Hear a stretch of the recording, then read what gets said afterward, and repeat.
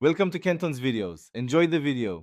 You start by opening Paint 3D and importing the photo you want to edit.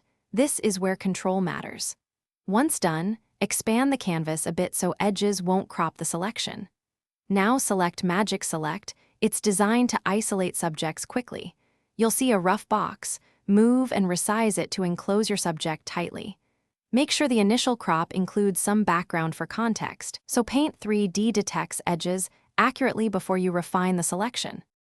Next, focus on refining the selection. This is the most crucial step. You'll use Add or Remove to include missed parts or exclude background fragments. Zoom in to about 200% when working on hair, glass, or thin lines. That precision makes a professional result. Paint 3D recalculates after each tweak, so keep adjusting. If a section flickers, undo and repaint with smaller strokes. Make sure edges look continuous and natural before moving on, because clean edges mean fewer touch-ups later.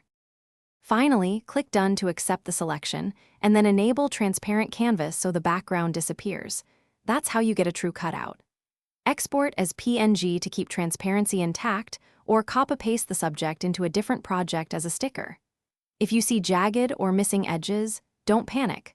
Undo, refine the Magic Select with smaller strokes, or apply a soft brush touch to blend edges. One tip, recheck at 100% zoom before final export to catch tiny artifacts.